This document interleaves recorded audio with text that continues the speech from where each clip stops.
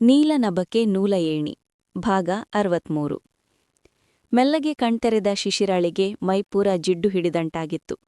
ಮಂಜು ಮಂಜಾಗುತ್ತಿದ್ದ ದೃಷ್ಟಿಯನ್ನು ಕಷ್ಟಪಟ್ಟು ಹೊಂದಿಸಿಕೊಂಡು ಮುಂದೆ ಕೂತವನನ್ನು ದಿಟ್ಟಿಸಿದಳು. ಅಣ್ಣ, ಅವಳ ಬಾಯಿಂದ ಅನಾಯಾಸವಾಗಿ ಹೊರಹೊಮ್ಮಿತು ಆ ಉದ್ಗಾರ. ಈಗ ಹೇಗಿದ್ದೀಯಾ ಶಿಶಿರ ಎಂದು ಅವಳ ತಲೆ ನೇವರಿಸಿದನು ಗಗನ್. ಅವಳಿಗೆ ಅಮರ್ತ್ಯನ ನೆನಪಾಗಿ ಕಣ್ತುಂಬಿತು. ಅವನಾಡಿದ್ದು ನಾಟಕವೆಂದು ತಿಳಿದಿಲ್ಲ, ಆದರೆ ಅವನ ವರ್ತನೆ ಮನಸ್ಸಿಗೆ ಘಾಸಿ ಮಾಡಿವೆ. ಅಣ್ಣ, ಅಮರ್ತ್ಯ ಎಲ್ಲಿ ಕೇಳಿದವಳ ದನಿ ಗದ್ಗದಿತವಾಗಿತ್ತು. ಅದಾಗಲೇ ಗಗನ್ಗೆ ಅರ್ಥವಾಗಿತ್ತು ಅವಳು ನೊಂದಿದ್ದಾಳೆಂದು. ಅವರು ಡಾಕ್ಟರ್ ಜೊತೆ ಏನೋ ಮಾತಾಡ್ತಿದ್ದಾರೆ ಎಂದನು. ಸೂರು ದಿಟ್ಟಿಸುತ್ತ ಮಲಗಿದ್ದವಳ ಕಣ್ಣಂಚಿನಿಂದ ನೀರು ಜಿನುಗಿತು. ಅದನ್ನು ಕಂಡು ಸಂಕಟವಾಯಿತು ಗಗನ್ಗೆ. ಶಿಶಿರ, ಯಾಕೆ ಅಳುತ್ತಿದ್ದೀಯಾ ಮೆಲ್ಲಗೆ ಅವಳ ಕೈಮೇಲೆ ಕೈ ಒತ್ತಿ ಕೇಳಿದನು. ಅವಳೇನೂ ಉತ್ತರಿಸಲಿಲ್ಲ. ಅವಳ ಮೌನದ ಹಿಂದೆ ನೊಂದು ಬದಲಾದ ಮನವಿತ್ತು. ಅಮರ್ತ್ಯ ಹೇಗೆ ಬಯಸಿದ್ದನೋ ಹಾಗೆಯೇ ಬದಲಾಗಲು ಗಟ್ಟಿಯಾಗಿ ನಿರ್ಧರಿಸಿದ್ದಳು ಶಿಶಿರ. ಅಣ್ಣ, ಏನಾಗಿತ್ತು ನನ್ಗೆ ತಾನು ರಾತ್ರಿ ಅಳುತ್ತಾ ಮಲಗಿದ್ದಷ್ಟೇ ನೆನಪು, ಬೇರೇನೂ ಜ್ಞಾಪಕವಿಲ್ಲ ಶಿಶಿರಾಳಿಗೆ. ಏನಿಲ್ಲ ಶಿಶಿರ, ಸ್ವಲ್ಪ ಜ್ವರ ಬಂದಿತ್ತು ಅಷ್ಟೇ ಎಂದನು. ನನ್ಗೆ ಹಸಿವಾಗ್ತಿದೆ ಅವಳು ಹೇಳುವಾಗ ಅಮರ್ತ್ಯ ಅಲ್ಲಿಗೆ ಬಂದಿದ್ದ. ಅವಳ ಸ್ಥಿತಿಯನ್ನು ಕಂಡು ನೊಂದುಕೊಂಡಿತ್ತು ಅವನ ಮನಸ್ಸು. ರಾತ್ರಿಯಿಂದ ಹಸಿದಿದ್ದಳಲ್ಲ ಹುಡುಗಿ. ಗಗನ್ ಅವನು ಕರೆದಾಗ ಅವನ ಧನಿಯಲ್ಲೇ ಅವನ ಆಜ್ಞೆಯನ್ನು ಗ್ರಹಿಸಿ ಅಲ್ಲಿಂದ ಹೊರನಡೆದನು ಗಗನ್. ಮೌನವಾಗಿದ್ದಾಳೆ ಶಿಶಿರ. ಅವಳ ಮೌನದ ಹಿಂದೆ ಏನಿದೆಯೋ ಅವನಿಗರ್ಥವಾಗುತ್ತಿಲ್ಲ. ಅವಳ ಹಣೆಯನ್ನೊಮ್ಮೆ ಮುಟ್ಟಿ ನೋಡಿದವನು ಜ್ವರ ತಗ್ಗಿರುವುದು ತಿಳಿಯುತ್ತಲೇ ನೆಮ್ಮದಿಯಾಗಿ ಉಸಿರಾಡಿದ್ದ ಅಮರ್ತ್ಯ. ನನ್ಗೆ ಹಸಿವಾಗ್ತಿದೆ ಅಮರ್ತ್ಯ, ಮತ್ತೆ ಅದನ್ನೇ ಹೇಳಿದ್ದಳು. ಅಷ್ಟರಲ್ಲಿ ಗಗನ್ ಊಟ ಹಿಡಿದು ಬಂದಿದ್ದ. ತಟ್ಟಿಯಲ್ಲಿ ಗಂಜಿಯನ್ನು ನೋಡಿ ಮುಖ ಕಿವುಚಿದ್ದಳು. ಆದರೆ ಅಂದಿನಂತೆ ಹಠ ಮಾಡಲಿಲ್ಲ. ಅವನು ತಿನ್ನಿಸಲು ಮುಂದಾದಾಗ ತಕ್ಷಣ ಅವನ ಕೈ ಹಿಡಿದು ತಡೆದವಳು, ಅಮರ್ತ್ಯ ಪ್ಲೀಸ್, ನಾನೇ ತಿನ್ನುತ್ತೇನೆ ಎಂದು ತಟ್ಟೆಯನ್ನು ತನ್ನ ಕೈಗೆ ತೆಗೆದುಕೊಂಡಳು. ಅವಳು ತನ್ನ ತಪ್ಪಿಗೆ ಬೈದು ಬಿಟ್ಟಿದ್ದರೆ ಅವನಿಗೆ ಸಮಾಧಾನವಾಗುತ್ತಿತ್ತೇನೋ. ಆದರೆ ಎಲ್ಲಾ ತಿಳಿದಿದ್ದರೂ ಸಹಜವಾಗಿದ್ದಾಳಲ್ಲ ಶಿಶಿರ. ಯಾಕೆ ಅಮರ್ತ್ಯ ಹಾಗೆ ನೋಡ್ತಿದ್ದೀಯಾ, ಹಠ ಮಾಡದೆ ತಿನ್ನುತ್ತಿದ್ದೀನಲ್ಲ ಅಂತನಾ? ಇನ್ಯಾವತ್ತೂ ನಾನು ಯಾವ ವಿಷಯಕ್ಕೂ ಹಠ ಮಾಡುವುದಿಲ್ಲ. ನಾನು ನಿನ್ಗೆ ಇರಿಟೇಟ್ ಆಗ್ಬಾರ್ದಲ್ವಾ ಎಂದವಳು ತಲೆ ಎತ್ತಿ ಅವನ ಮುಖವನ್ನು ನೋಡದೆ ತಿನ್ನುತ್ತಿದ್ದಳು. ಅವಳ ಮಾತಿನ ಒಳಾರ್ಥ ಅರಿವಾಗಿತ್ತು. ಈಗ ಅವಳನ್ನು ಸಮಾಧಾನಿಸುವುದಕ್ಕಿಂತ ಮೌನವಾಗಿರುವುದೇ ಒಳಿತೆನಿಸಿತು ಅಮರ್ತ್ಯನಿಗೆ. ಕೆಲವೊಮ್ಮೆ ಮೌನವೇ ಎಲ್ಲಾ ಸಮಸ್ಯೆಗಳಿಗೂ ಪರಿಹಾರವಾಗಿರುತ್ತದೆ. ಅವಳು ಡಿಸ್ಚಾರ್ಜ್ ಆಗಿ ಮನೆಗೆ ಬಂದಾಗಲೂ ಅವಳು ಹೆಚ್ಚೇನೂ ಪ್ರತಿಕ್ರಿಯಿಸಲಿಲ್ಲ. ಮೊದಲಿನಂತೆಯೇ ಅವನೊಂದಿಗೆ ಮಾತನಾಡುತ್ತಿದ್ದಾಳೆ. ತನ್ನ ಮಾತುಗಳು ಅವಳ ಮೇಲೆ ಯಾವ ರೀತಿಯ ಪರಿಣಾಮ ಬೀರಿದೆ ಎಂದು ಪ್ರತಿಯೊಂದು ವಿಷಯದಲ್ಲೂ ಸೂಕ್ಷ್ಮವಾಗಿ ಗಮನಿಸುತ್ತಿದ್ದ ಅಮರ್ತ್ಯ. ಗಗನ್ ಹೇಳಿದಂತೆ ಅವಳಲ್ಲಿ ತಾನು ಇಷ್ಟಪಟ್ಟ ಮುಗ್ಧತೆ ಕರಗಿ ಹೋದರೆ ಎಂಬ ಭಯ ಅವನಿಗೆ. ರಾತ್ರಿ ಊಟ ಮಾಡುವಾಗಲೂ ಸಹಜವಾಗಿಯೇ ಇದ್ದಳು ಶಿಶಿರ. ಸ್ವಲ್ಪ ಹೊತ್ತಿನ ಬಳಿಕ ಅವಳಿಗೆ ಮಾತ್ರೆ ಕೊಡಲು ಅವಳ ಬಳಿ ಬಂದಿದ್ದ ಅಮರ್ತ್ಯ. ಶಿಶಿರ, ತೊಗೋ ಮಾತ್ರೆ ಎಂದು ಮಾತ್ರೆ ಹಿಡಿದು ನೀರಿನ ಲೋಟವನ್ನು ಅವಳತ್ತ ಚಾಚಿದ. ಅಯ್ಯೋ, ನಾನೀಗಷ್ಟೇ ಮಾತ್ರೆ ತೆಗೆದುಕೊಂಡೆ ಅಮರ್ತ್ಯ ಎಂದಳು. ಆಶ್ಚರ್ಯವಾಯಿತು ಅಮರ್ತ್ಯನಿಗೆ. ಅವಳಿಗೆ ಹಿಂದೊಮ್ಮೆ ಜ್ವರ ಬಂದಿದ್ದಾಗ ಮಾತ್ರೆ ನುಣಿಗಿಸಲು ಹರಸಾಹಸಪಟ್ಟಿದ್ದ. ಅದೇ ಅನುಮಾನದಲ್ಲಿ ಅವಳನ್ನು ದಿಟ್ಟಿಸಿದನು. ನಾನು ಸುಳ್ಳು ಹೇಳ್ತಿಲ್ಲ, ನೋಡು ಬೇಕಿದ್ರೆ ಎಂದು ಮಾತ್ರೆಯ ಕವರ್ ಅವಳ ಕೈಗಿಟ್ಟಳು. ಅದರಲ್ಲಿ ಒಂದು ಮಾತ್ರೆ ಮಾಯವಾಗಿದೆ. ನಾನೇನು ಮಗುವಲ್ಲ ಅಮರ್ತ್ಯ, ನೀನ್ಯಾಕೆ ಸುಮ್ನೆ ತೊಂದರೆ ತೆಗೆದುಕೊಳ್ತೀಯಾ? ನನಗೆ ಮೊದಲೇ ಆಫೀಸ್ ಟೆನ್ಷನ್, ಅದರ ಜೊತೆ ಯಾವಾಗಲೂ ನನ್ನ ಬಗ್ಗೆ ಯೋಚನೆ ಮಾಡ್ತಾ ಕೂತ್ರೆ ನಿನ್ಗೆ ಸ್ಟ್ರೆಸ್ ಆಗುವುದಿಲ್ವಾ? ನಾನು ನನ್ನ ಬಗ್ಗೆ ಕೇರ್ ತೆಗೆದುಕೊಳ್ತೇನೆ ಕಿರುನಗುತ್ತಾ ಸಹಜವಾಗಿ ಹೇಳಿದ್ದಳು. ಆದರೆ ಅವನ ಹೃದಯ ಡವಗುಟ್ಟುತ್ತಿತ್ತು. ಅವಳು ಎಂದೂ ಹೀಗೆ ಮಾತಾಡಿದ್ದಿರಲಿಲ್ಲ. ಏನ್ ನಡೀತಿದೆ ಶಿಶಿರಾಳ ಮನಸ್ಸಲ್ಲಿ ಊಹಿಸಲಾಗದೆ ಕೊಂಚ ದಿಗಲುಗೊಂಡನು ಅಮರ್ತ್ಯ. ಮತ್ತೆ ಹಾಸಿಗೆಯಿಂದೆದ್ದು ಹೊರಹೋಗುತ್ತಿದ್ದವಳನ್ನು ತಡೆದು ಎಲ್ಲಿಗೆ ಎಂದನು. ನನ್ಗೆ ಹಾಲು ಕುಡಿಬೇಕು ಅನ್ನಿಸ್ತಿದೆ, ನಿನಗೂ ಬೇಕಾ? 2 ಲೋಟ ಮಾಡ್ಕೊಂಡ್ ಬರ್ತೇನೆ ಕೇಳಿದಳು.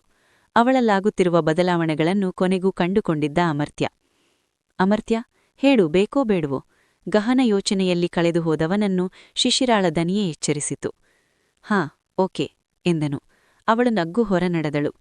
ನಾನು ಡಾಕ್ಟರ್ ಜೊತೆ ಹಾಗೆ ಮಾತನಾಡಿದೆ ಎಂದು ನೇರವಾಗಿ ಕೇಳುತ್ತಿಲ್ಲ ಅವಳು. ಇದರಿಂದ ನಮ್ಮ ಸಂಬಂಧ ಕೆಡಬಹುದೆಂದ ಭಯವೇನು?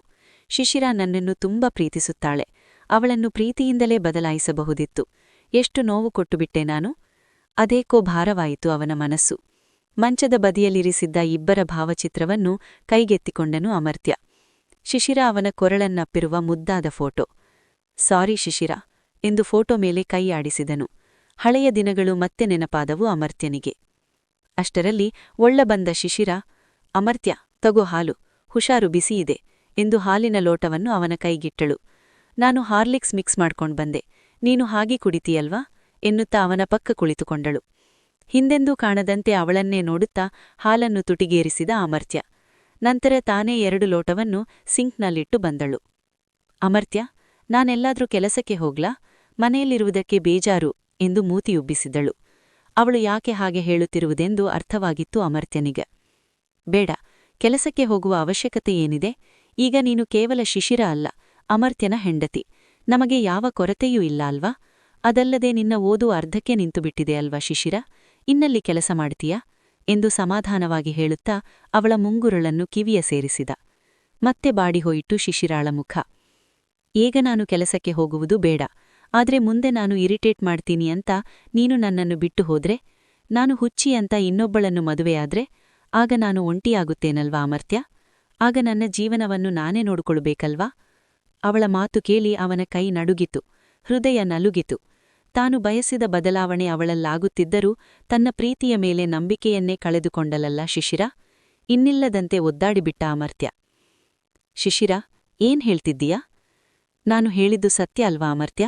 ನಮ್ಮ ಪ್ರೀತಿ ಮುಂದೊಂದು ದಿನ ನಮ್ಮವರಿಗೆ ಉಸಿರುಗಟ್ಟಬಹುದು. ನಮ್ಮ ಗುಣ ಅವರಿಗೆ ಇಷ್ಟವಾಗದಿರಬಹುದು. ಅವರಿಗೆ ಇಷ್ಟವಾಗುವಂತೆ ನಾವು ಬದಲಾಗಲಾಗಲಿಲ್ಲ ಅಂದ್ರೆ ಅವರು ನಮ್ಮನ್ನು ಬಿಟ್ಟು ಹೋಗಬಹುದು. ಆಗ ಏನು ಮಾಡೋದು ಅಮರ್ತ್ಯ? ಅವಳು ಕಣ್ತುಂಬಿಕೊಂಡು ಹೇಳಿದಾಗ ಅವನಿಗಾದ ಸಂಕಟ ಅಷ್ಟಿಷ್ಟವಲ್ಲ. ಅವಳನ್ನು ಬಿಗಿದಪ್ಪಿದವನ ಕಣ್ಣಿನಿಂದ ಕಣ್ಣೀರು ತೊಟ್ಟಿಕ್ಕುತ್ತಿತ್ತು. ಶಿಶಿರ, ನಿನ್ಗನ್ಸುತ್ತಾ ನಾನು ನಿನ್ನನ್ನು ಬಿಟ್ಟು ಹೋಗ್ತೀನಿ ಅಂತ? ನೀನು ಬದಲಾಗಬೇಕು ಅಂತ ನಾನು ಅಂದುಕೊಂಡಿದ್ದು ಸತ್ಯ, ಆದರೆ ಅದು ನಿನ್ನ ಒಳ್ಳೆಯದಕ್ಕೆ ಶಿಶಿರ. ನಿನ್ನ ಸೂಕ್ಷ್ಮ ಗುಣದಿಂದ ಮುಂದೆ ನಿನಗೇ ತೊಂದರೆಯಾಗಬಹುದು ಎಂಬ ಭಯದಿಂದ ಅಷ್ಟೇ. ನಾನು ನಿನ್ನಿಂದ ದೂರವಾಗುವುದು ನಾನು ಸತ್ತ ಮೇಲೆ ಮಾತ್ರ ಶಿಶಿರ. ಭಾವುಕನಾಗಿಬಿಟ್ಟ ಅಮರ್ತ್ಯ. ಹಾಗಾದ್ರೆ ಆ ಸಾವು ನನಗೇ ಮೊದಲು ಬರಲಿ. ನಿನ್ನಿಂದ ದೂರ ಆಗಿ ಬದುಕುವ ಶಕ್ತಿ ನನಗಿಲ್ಲ. ಪ್ಲೀಸ್, ಅಲ್ಲಿ ತನಕ ನನ್ನನ್ನು ಸಹಿಸಿಕೋ ಅಮರ್ತ್ಯ. ನೀನು ಇಷ್ಟಪಟ್ಟ ಹಾಗೆ ನನ್ನಿಂದ ಬದಲಾಗಲಾಗಲಿಲ್ಲ ಅಂದ್ರೆ ಪ್ಲೀಸ್ ನನ್ನನ್ನು ಬಿಟ್ಟು ಹೋಗಬೇಡ. ಅವಳು ಬೇಡಿಕೊಂಡದನ್ನು ಕೇಳಿ ಹೃದಯವನ್ನು ಈಟಿಯಿಂದ ಇರಿದಂತಾಯಿತು. ಗಗನ್ ಹೇಳಿದ್ದು ಸತ್ಯವಾಯಿತಲ್ಲ. ತಾನು ಡಾಕ್ಟರ್ ಜೊತೆ ಆಡಿದ ಮಾತು ಅವಳ ಮನಸ್ಸಿನಲ್ಲಿ ಹಾಗೆಯೇ ಉಳಿದುಕೊಂಡಿದೆ.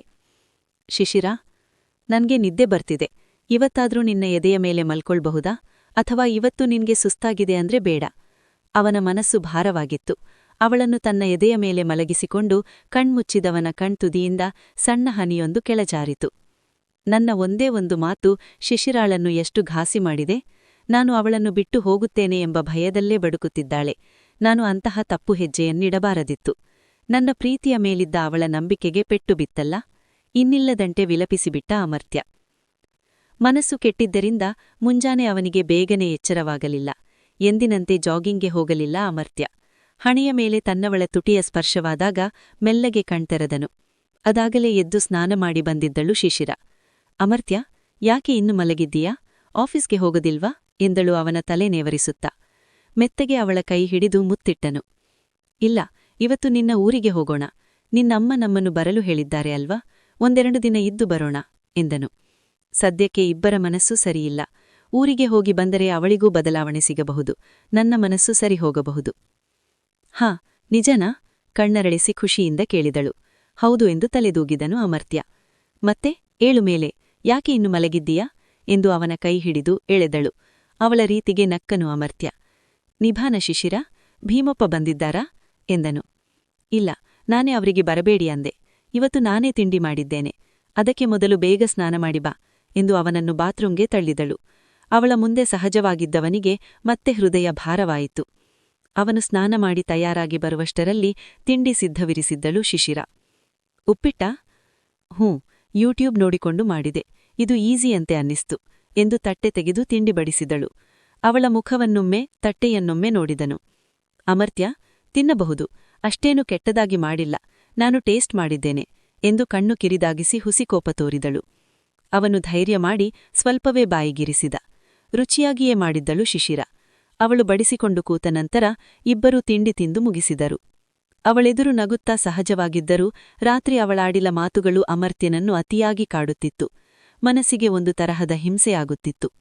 ಇತ್ತ ಶಿಶಿರಾಳ ಸ್ಥಿತಿಯೂ ಅದಕ್ಕೆ ಹೊರತೇನಲ್ಲ. ಅವನು ಡಾಕ್ಟರ್ ಜೊತೆ ಆಡಿದ ಮಾತುಗಳು ಇನ್ನೂ ಸ್ಮೃತಿಯಲ್ಲಿ ಅಚ್ಚಾಗಿ ಉಳಿದುಕೊಂಡಿವೆ. ಅವನ ಪ್ರೀತಿಯ ಮೇಲೆ ಮೊದಲಿದ್ದ ನಂಬಿಕೆಯಿಲ್ಲ. ಹಾಗೆಂದು ಒಂದಿನಿತ್ತು ಪ್ರೀತಿ ಕಡಿಮೆಯಾಗಿಲ್ಲ ಅವನ ಮೇಲೆ. ಅಮರ್ತ್ಯ, ಇವತ್ತು ಸೀರೆ ಹಾಕ್ಲಾ ಡ್ರೆಸ್ ಹಾಕ್ಲಾ ಎಂದಳು. ಮದುವೆಯಾದ ಮೇಲೆ ಮೊದಲ ಸಲ ತವರುಮನೆಗೆ ಹೋಗ್ತಿದ್ದೀಯಾ, ಸೀರೆನೇ ಹಾಕು ಎಂದನು. ಅವನಿಗೆ ಅವಳನ್ನು ಸೀರೆಯಲ್ಲಿ ನೋಡುವುದಕ್ಕೆ ಬಹಳವೇ ಇಷ್ಟ. ಅವಳು ತಲೆಯಾಡಿಸಿ ಒಳಗೋಡಿದಳು. ಅವಳು ತಯಾರಾಗಿ ಬರುವವರೆಗೂ ನ್ಯೂಸ್ ಪೇಪರ್ನಲ್ಲಿ ಕಣ್ಣಾಡಿಸುತ್ತಾ ಕುಳಿತಿದ್ದ ಅಮರ್ತ್ಯ. ಒಮ್ಮೆ ಶಾಪಿಂಗ್ ಹೋಗಿದ್ದಾಗ ಅವನೇ ಕುಡಿಸಿದ ತಿಳಿ ನೇರಳೆ ಬಣ್ಣದ ಬಂಗಾರದಂಚಿನ ಚಂದದ ಸೀರೆಯೊಂದು ಒಪ್ಪವಾಗಿ ಉಟ್ಟು ರೆಡಿಯಾಗಿ ಬಂದಳು. ಅವನತ್ತ ಬಂದು ಸೆರಗು ಸುತ್ತಿಸುತ್ತಾ, ಅಮರ್ತ್ಯ, ಹೇಗೆ ಕಾಣಿಸ್ತಿದ್ದೇನೆ ಎಂದು ಕೇಳುವುದನ್ನು ಮರೆಯಲಿಲ್ಲ. ಅವಳ ನಡುಬಳಸಿ ಹತ್ತಿರ ಕೆಳೆದುಕೊಂಡು ಅವನು, ತುಂಬ ಮುದ್ದಾಗಿದ್ದೀಯ ಎಂದು ಅವಳ ಕೆನ್ನೆಗೆ ತುಟಿಯೊತ್ತಿದನು. ಇಬ್ಬರೂ ಭಾರವಾದ ಮನಸ್ಸು ಹೊತ್ತು ಮತ್ತೊಬ್ಬರಿಗೆ ಬೇಸರವಾಗಬಾರದು ಎಂದು ನಗುಮುಖ ಧರಿಸಿದ್ದಾರೆ. ಕಾರ್ ಹತ್ತಿ ಕನಕದುರ್ಗದತ್ತ ಪ್ರಯಾಣ ಬೆಳೆಸಿದನು. ರಾತ್ರಿಯೆಲ್ಲ ಮಳೆ ಬಿದ್ದು ವಾತಾವರಣ ತಂಪಾಗಿತ್ತು. ಕಿಟಕಿಯತ್ತ ಮುಖ ಮಾಡಿ ಸುಂದರ ಸೃಷ್ಟಿಯ ಸೊಬಗನ್ನು ಕಾಣುತ್ತಾ ಕುಳಿತುಬಿಟ್ಟಿದ್ದಳು ಶಿಶಿರ. ಅಮರ್ತ್ಯ, ಮುಂದೆ ಎಲ್ಲಾದರೂ ಗಾಡಿ ನಿಲ್ಲಿಸು. ಅಣ್ಣ ಅತ್ತಿಗೆಯನ್ನು ನೋಡಲು ಹೋಗುತ್ತಿದ್ದೇವೆ. ಬರಿಗೈಯಲ್ಲಿ ಹೋಗಬಾರದಲ್ವಾ ಎಂದಳು. ಅವನ ಮಾತಿಗೆ ಹೂಗುಟ್ಟಿದವನು ಹಣ್ಣಿನ ಅಂಗಡಿಯ ಮುಂದೆ ಗಾಡಿ ನಿಲ್ಲಿಸಿ ಒಂದಷ್ಟು ಹಣ್ಣುಗಳನ್ನು ಖರೀದಿಸಿದ.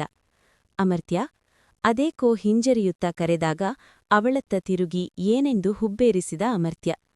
ನೀನೇನೂ ಅನ್ಕೊಳ್ಳಿಲ್ಲ ಅಂದ್ರೆ ನಿನ್ನ ದುಡ್ಡಿನಿಂದ ನನ್ನ ಅತ್ತಿಗೆಗೆ ಒಂದು ಸೀರೆ ತೆಗೆದುಕೊಳ್ಳಬಹುದಾ? ಅವಳು ಬೇಡಿಕೊಳ್ಳುವಂತೆ ಕೇಳಿದಾಗ ಅವನ ಮನಸ್ಸಿಗೆ ವಿಪರೀತ ಹಿಂಸೆಯಾಯಿತು. ನನ್ನ ದುಡ್ಡು ನಿನ್ನ ದುಡ್ಡು ಎಂದು ಯಾವಾಗಿನಿಂದ ಶುರುವಾಯಿತು? ಏನೇ ಬೇಕೆಂದಲೂ ಅಂಜಿಕೆಯಿಲ್ಲದೆ ಕೇಳುತ್ತಿದ್ದಳು ಶಿಶಿರ. ಯಾಕೋ ಅವಳ ಈ ಬದಲಾವಣೆ ತಮ್ಮಿಬ್ಬರ ನಡುವಿನ ಅಂತರವನ್ನು ಮತ್ತೂ ಹೆಚ್ಚಿಸಬಹುದು ಎಂಬ ಭಯ ಶುರುವಾಯಿತು ಅಮರ್ತ್ಯನಿಗೆ. ಹೀಗೆಲ್ಲ ಕೇಳಬೇಡ ಶಿಶಿರ. ನಿನ್ನ ತವರು ಮನೆಯವರನ್ನು ನಾನು ಯಾವತ್ತೂ ಹೊರಗಿನವರಂತೆ ಕಂಡಿಲ್ಲ. ಅತ್ತೆ ಮಾವನನ್ನು ಅಪ್ಪ ಅಮ್ಮನ ಹಾಗೆಯೇ ನೋಡಿದ್ದೇನೆ. ನಿನ್ನ ದುಡ್ಡು ಅಂತ ಮಾತಾಡುವುದನ್ನು ಬಿಡು ಎಂದವನು ಅವಳ ಕೈ ಹಿಡಿದು ಬಟ್ಟೆಯ ಅಂಗಡಿಗೆ ಎಳೆದೊಯ್ದ.